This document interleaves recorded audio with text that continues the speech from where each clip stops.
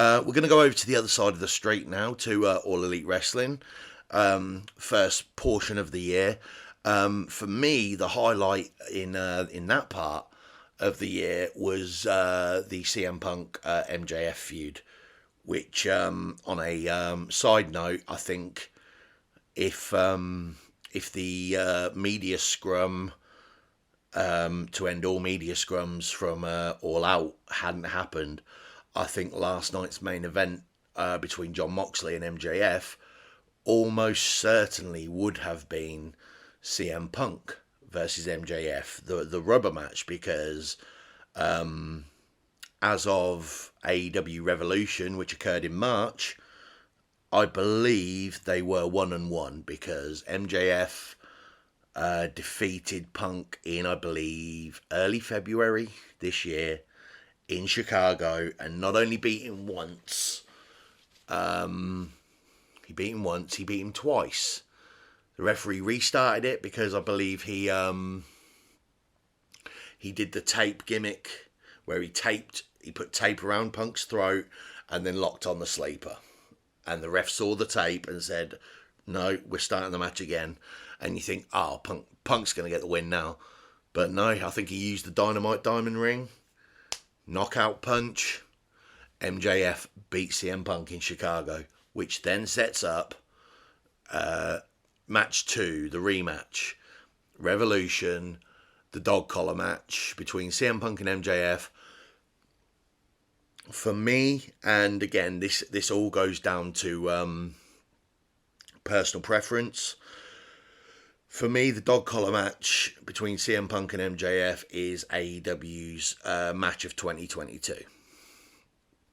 In my opinion. Now, there are people who obviously prefer, a more high-flying kind of match.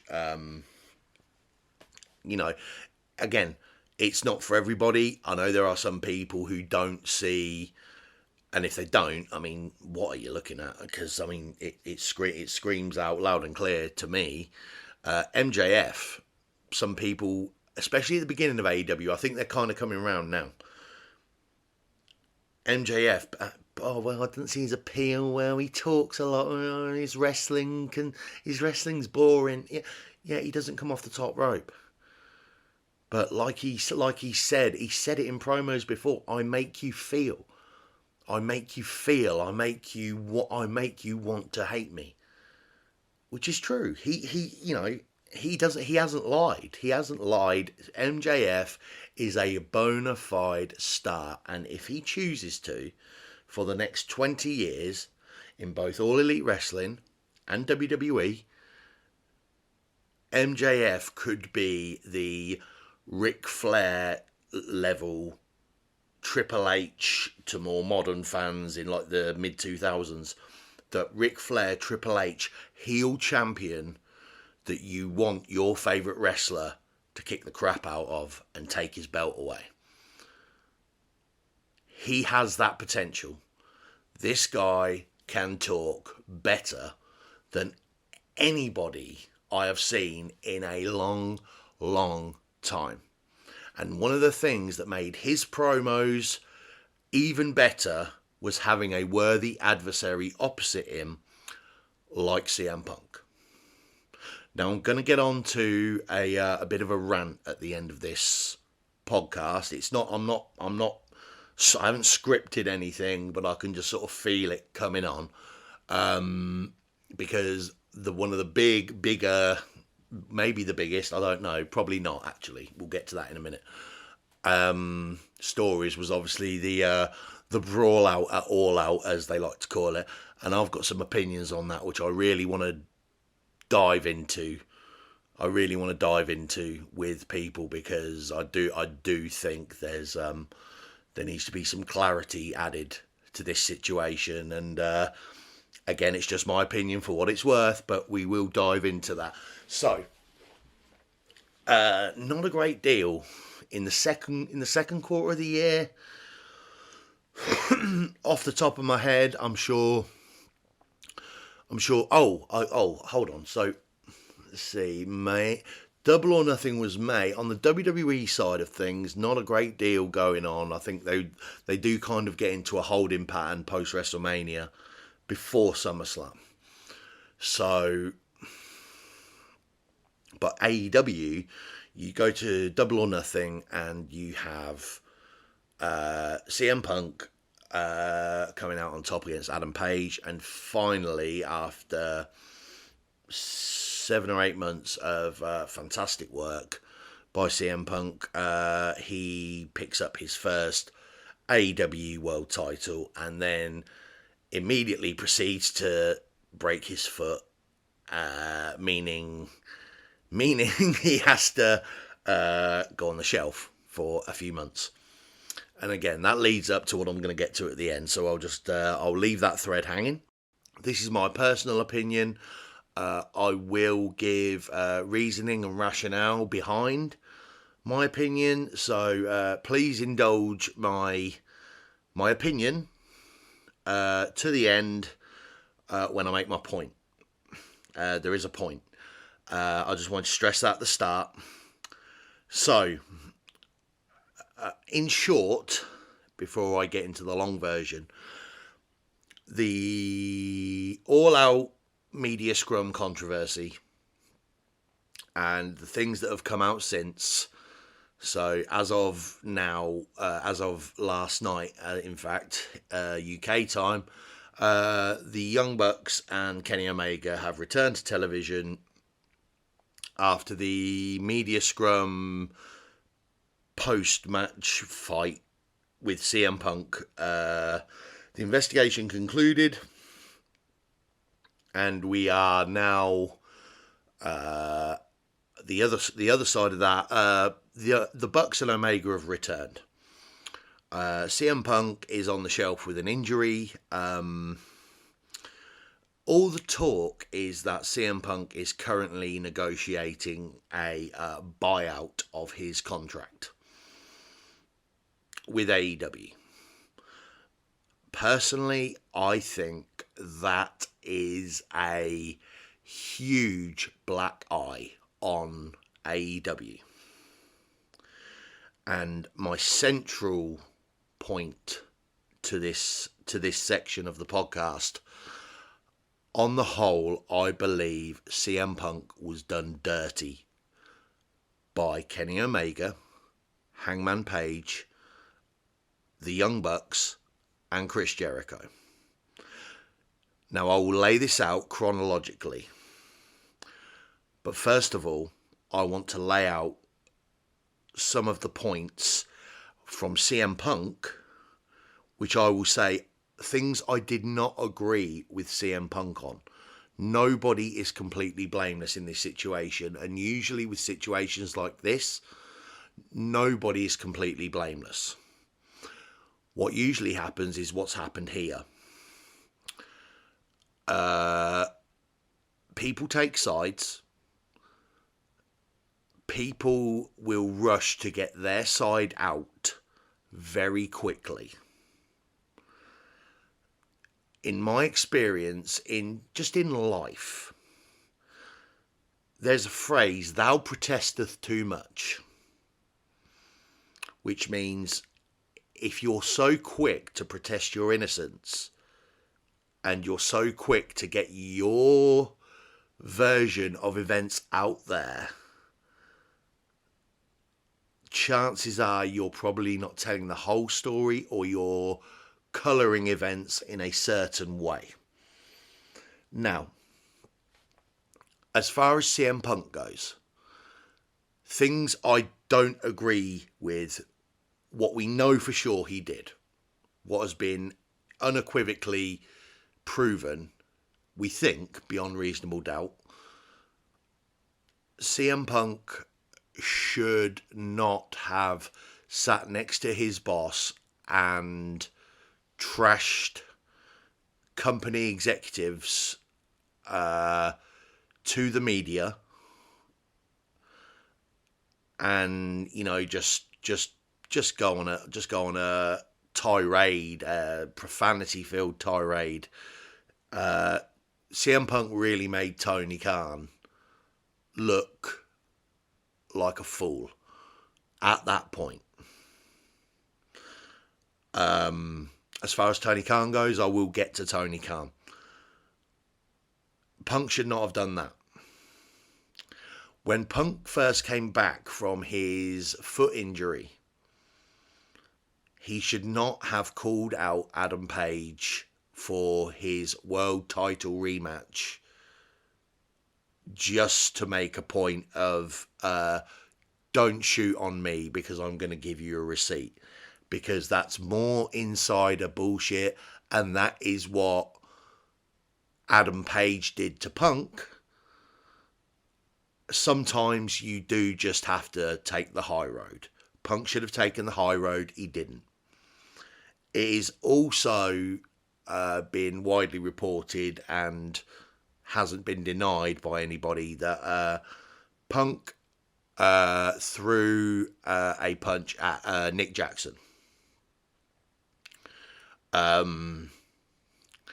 Violence should never be the answer.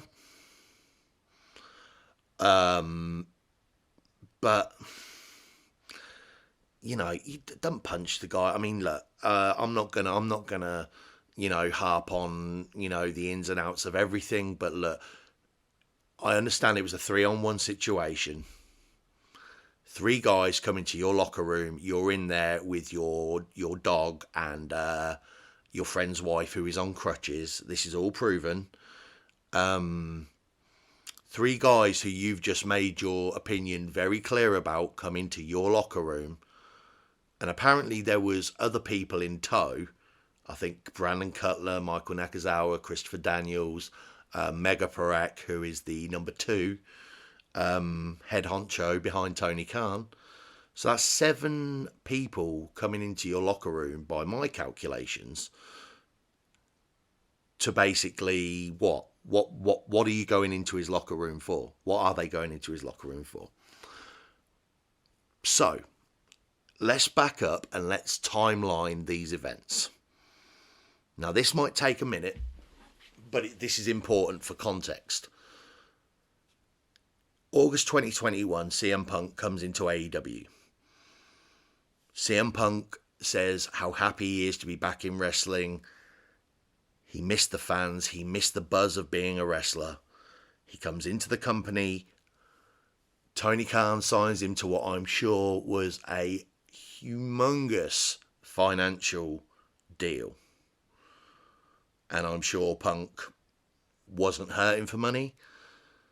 But I'm sure that deal was something quite special to bring back CM Punk, who had long been wanted back. That's another important point. For a long time, people had chanted CM Punk's name in arenas. And as of last night, there was an FCM Punk chant during Omega and the Bucks trios match against Death Triangle. FCM Punk, to me, it seemed like a very fickle thing to say. But again, I do think there is a reason for that, and I will lay out my thoughts behind that. So Punk comes in August of 2021.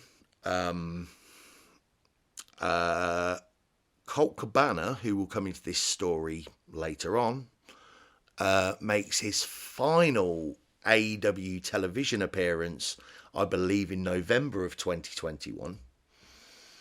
So, again, we're following along the timeline here. CM Punk has his feud with MJF. That temporarily comes to an end in March at Revolution. CM Punk is now the number 1 contender to Hangman Page's AEW World title. In the go-home show to the AEW World title match, Hangman Page makes a comment that CM Punk,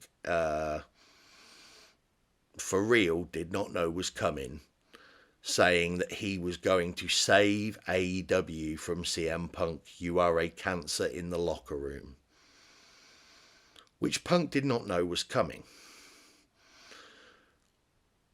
To me, Hangman Page going basically off script. Now, I can't say for sure if he had scripted that or if that was just an off the cuff remark. Sounds like an off the cuff remark. Adam Page took an unsolicited shot at CM Punk because Tony Khan has come out and said that this was on Tony Khan. This was nothing to do with CM Punk. Adam Page was taking a shot at CM Punk because Tony Khan was going to let Colt Cabana's All Elite Wrestling contract expire and not renew it. CM Punk and Scott Colt Cabana, had a very public falling out. They'd been friends for a long time. They'd been through Ring of Honor together. They trained together. In CM Punk's famous pipe bomb promo, CM Punk even said, he looked at the camera and said, "Hey, Colt Cabana, how you doing?" They were best friends for a long time, and they had an acrimonious falling out over legal problems arising from a podcast the two did together after Punk left WWE. Now, that's another thing. Punk left WWE under less than ideal circumstances. And Punk left because he wasn't a fan of his creative. He was sick. He didn't feel like anything was being done to help him. You can go and listen to the podcast that he did. I mean, it's 8 years old now. But again, whereas some people will look at a situation and think, well, I'm making all right money, I'm on TV. That's okay for a lot of people. A lot of people are happy with that. CM Punk comes from a very old school way of thinking, where he wants to take the business very seriously. He wants to take the business seriously. He wants it to be treated like it is real, even though we all know what the deal is. CM Punk takes this business seriously. It's a mindset thing, and that is where the clash of personalities came. Adam Page takes a shot at CM Punk because Adam Page, the Young Bucks, and Kenny Omega, who are thick as thieves, they're friends, you know, they have their own little clique backstage, the Elite.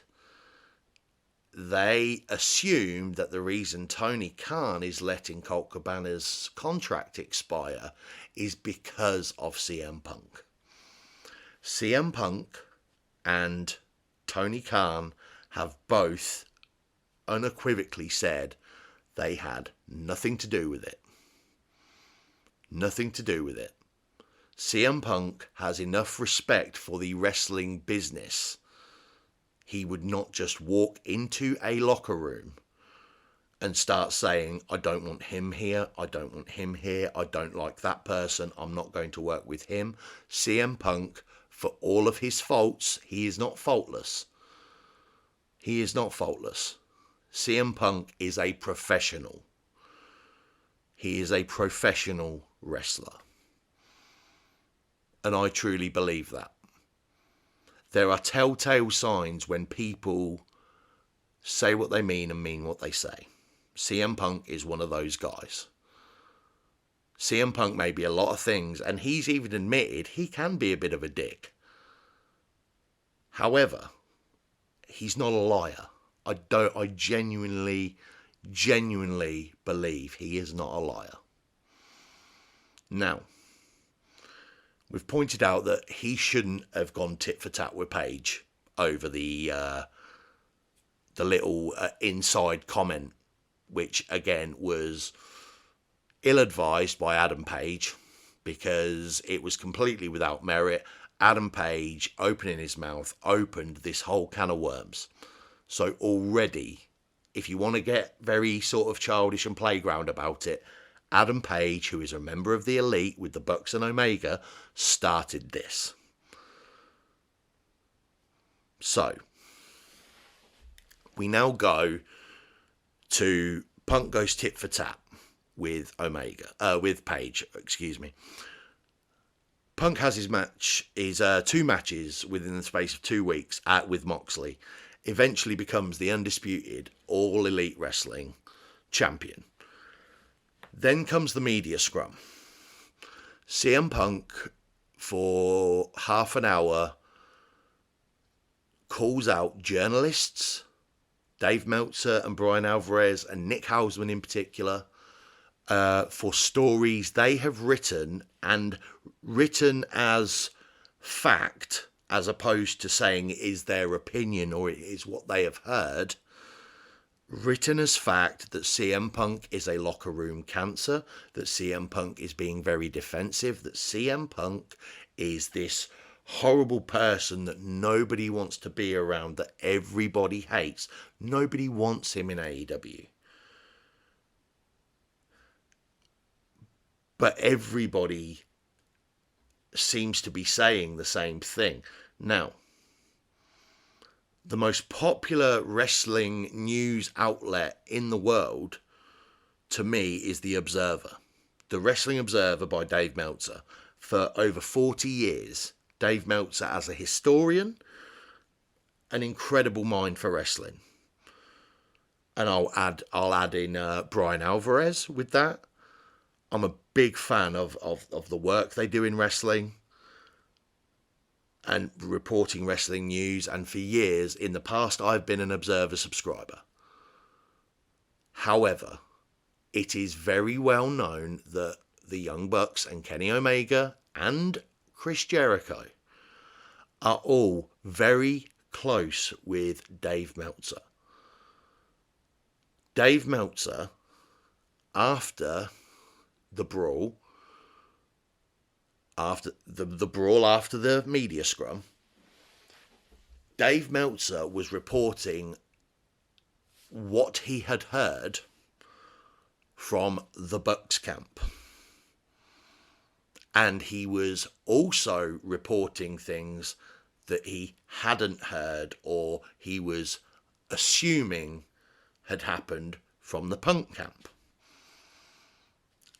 Everybody reads The Observer. Every news channel reads The Observer.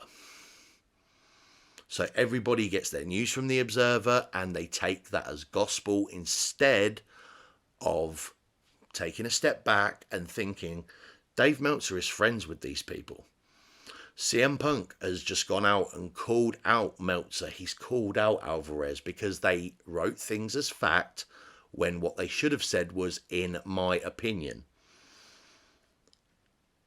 Now, my opinion is that Dave Meltzer's friendship with the Young Bucks and Kenny Omega compromises him as a reliable source when it comes to this situation, because Dave Meltzer has never criticized Kenny Omega. Not recently, not to my knowledge, and I read The Observer, the Young Bucks, or Chris Jericho. But there isn't anybody who could look at the year from September to September, the year in AEW, and tell me that the biggest draw, the best performer of that year, wasn't CM Punk or MJF. I'll even go as far as to say Jon Moxley. I would give it to those three. I would not, however, credit the Young Bucks. I would not credit Adam Page. I thought personally Adam Page, who I was a fan of, I thought Adam Page was a poor world champion, and I was so happy when he became world champion. I don't think Page carried the title well at all. I think of all the AEW champions there have been, I think Adam Page was the worst in terms of a name and stature. But yeah, so CM Punk, everybody is saying CM Punk deserves to go. He's a cancer. He's a locker room cancer. Yeah. People are now reporting that as fact. Oh, he was definitely the bad guy. He was 100% the bad guy. So, in the immediate aftermath of the brawl, everybody involved was suspended. And a condition of their suspension was do not talk to anybody. So tell me, where was all of the pro Young Bucks, pro Kenny Omega spin on this situation coming from Dave Meltzer throughout that whole time? Now, the observers are all online. You can go and look for yourself and you will not see anything positive printed about CM Punk in the Observer. And it will be, oh, it was all his fault. It was nothing to do with the Elite. They were just going in there to talk. And CM Punk came at them, started throwing punches. If somebody, right or wrong, had just called me what he called the Elite in that media scrum, I would not be going into that person's locker room with 6 of my friends to talk. They were not going there to talk. Anybody who thinks that has clearly never been in a hostile situation before. CM Punk voiced what, to a lot of people, has been known for a long time. The Young Bucks and Kenny Omega trade on their friendship with Dave Meltzer for star ratings, for positive reviews, and Tony Khan does not see a problem with that because he is also a reader and a fan of the Wrestling Observer newsletter. As far as Tony is concerned, that is just the world we live in. Now, another reason I think that, not only do I think CM Punk has been done dirty by AEW, Jericho, the Bucks, Omega, because Chris Jericho was actually doing his media scrum when this all happened. And now he's come out saying, oh, yes, he's a cancer. I told him that he shouldn't be here anymore. Yeah, sure you did, Chris. Sure you did. You weren't even there. You weren't even there. You just knew that CM Punk was leaps and bounds ahead of you in terms of popularity and at this point in terms of ability.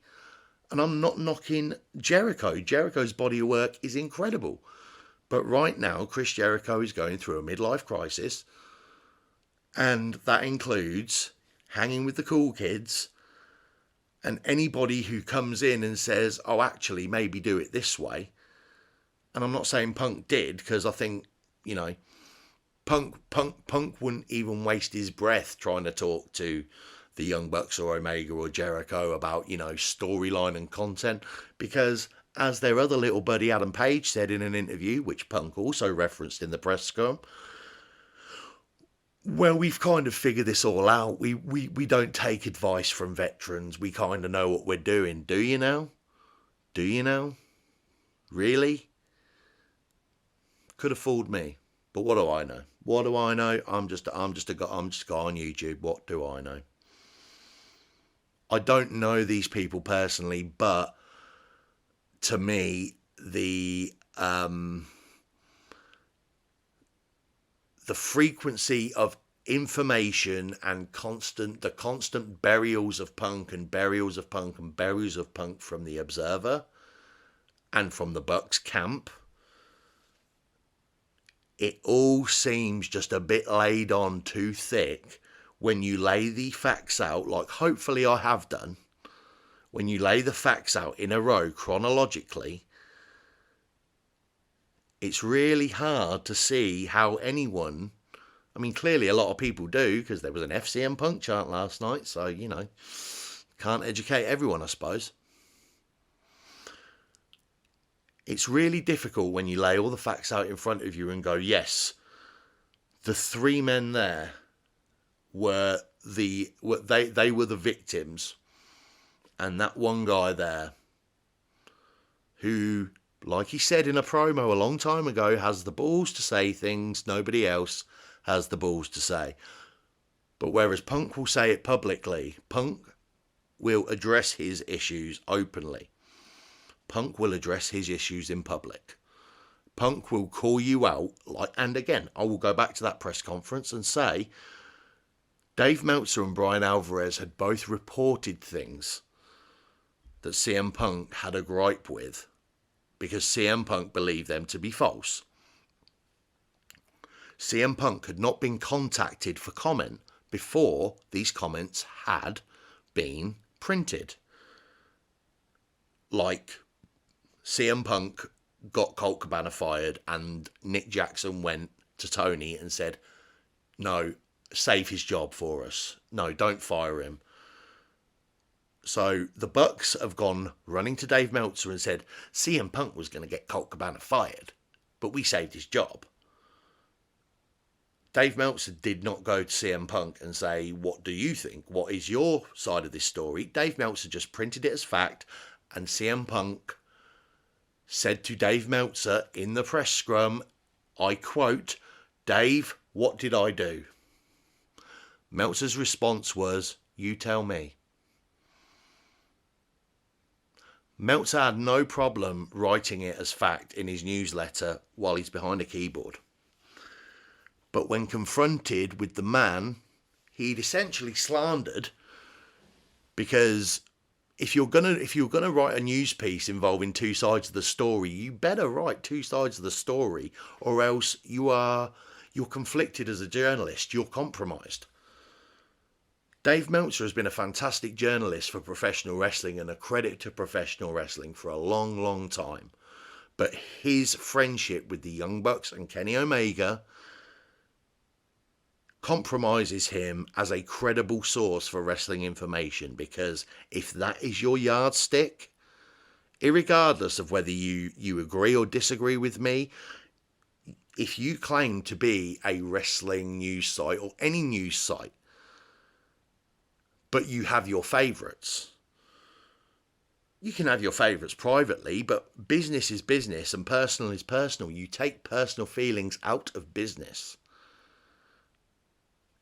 Adam Page, in the Go Home show to Double or Nothing, took a personal shot at CM Punk in a business situation, and he was the one who started all the dominoes falling.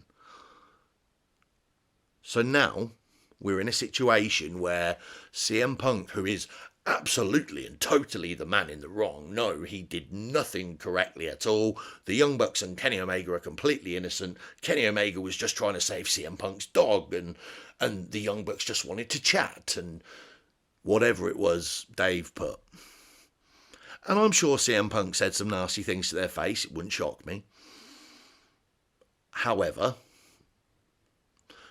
we're now in a situation where, like I said at the start of this section, CM Punk is now negotiating a contract buyout. Let me just say that again. CM Punk, the man who is completely 100% guilty, the guilty party in this situation, is negotiating a contract buyout. I'll just let that sink in for a second while I have a swig of water.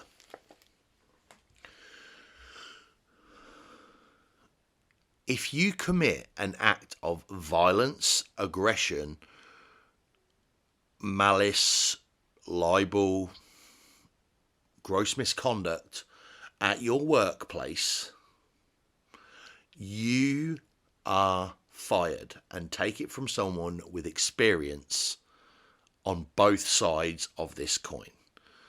You do not get to negotiate a financial settlement. You do not get to negotiate how long you will stay on the books before you are let go. You do not get to negotiate which door you leave out of and whether you are assisted to that door or not. You are unequivocally removed from your position at that company, and you are told to leave and never come back. If you are guilty of what CM Punk is being accused of being guilty of. But he's negotiating a buyout. Now, if I may opine on why I think this is, Kenny Omega, Nick and Matt Jackson, the Young Bucks, are, for good or for bad, they are executive vice presidents. They hold titles They hold office titles in All Elite Wrestling. If what I have just gone over, my feelings are on this situation, if what I am saying is closer to the truth than what has been reported, then if CM Punk were to, I don't know, take this situation to court, wherein the first thing that would be done in court is a process called discovery, which, as the name suggests, all devices from all parties would be seized and all messages then become the property of the investigators. The investigators would then look to see everything that has been sent to everybody on these people's devices. So, for example, if they go on one of the Young Bucks' phones and they find messages between Dave Meltzer and the Young Bucks talking shit about CM Punk, then CM Punk has, at minimum, a case for libel. Libel would be one. Defamation of character. That would be another one. And then you also have 3 company officers in the Young Bucks and Kenny Omega basically barging in to another employee's office to intimidate him. Because again, they weren't the only people there. By my count, at least 7 other people were in the room with the Bucks, and including the Bucks and Omega. Why do you need that many people if you're just there to talk? Why do you need that many people if you're just there to talk? Now, what should have happened is that Tony Khan, who is the boss, should have dealt with this situation back in May, when Adam Page made his comment to CM Punk, unscripted and apropos of nothing. Tony Khan should have pulled Page to one side and said, what was that comment all about? And when Adam Page tells the truth, he should have pulled everybody to one side and said, this is the situation. I was going to let Colt Cabana's contract expire because he's hardly been on television and I don't wish to renew his contract. It has nothing to do with CM Punk. He didn't. So Nick Jackson and his brother and Kenny Omega and Adam Page have decided to spin this into a hit piece on CM Punk, because CM Punk, from the wider wrestling community, was getting all the plaudits. CM Punk was getting the credit off Tony Khan for these big gates. Creatively, CM Punk segments were always the highlight of AEW. CM Punk was showing up Chris Jericho, the Young Bucks, Kenny Omega. Kenny Omega was actually, no, I will say this, Kenny Omega was not present for most of CM Punk's run. But the Bucks, Jericho, and Hangman Page, none of their segments compared to CM Punk's. Now, in a company that is still essentially an upstart, when you have a Chris Jericho, when you have a CM Punk, when you have name talent, you have a Brian Danielson, and Adam Cole. You have these marquee names that have been there and done it. When you have these people, the more you have on board, the better. Now, again, business is business. And CM Punk and the Elite are both guilty of forgetting that. But the wider wrestling universe is guilty of buying into the spin that Dave Meltzer and people of his ilk have put on this situation. Again, a reputable journalist reports both sides of the story. Dave Meltzer may have reported two sides, but they weren't necessarily the sides that needed to be heard. It's not even a word. Heard. Dave Meltzer, I believe, has compromised his integrity because of his friendship with the Young Bucks and Kenny Omega and Chris Jericho, Hangman Page, etc. And between them, they have done a hatchet job on CM Punk. So they can continue to be the big fish in the small pond, which unfortunately is what AEW is now. Because like I said on episode 0, a year ago, AEW had all the goodwill in the world with wrestling fans everywhere. They had signed 3 big ex-WWE names that I thought would propel them into Raw and SmackDown ratings territory. And now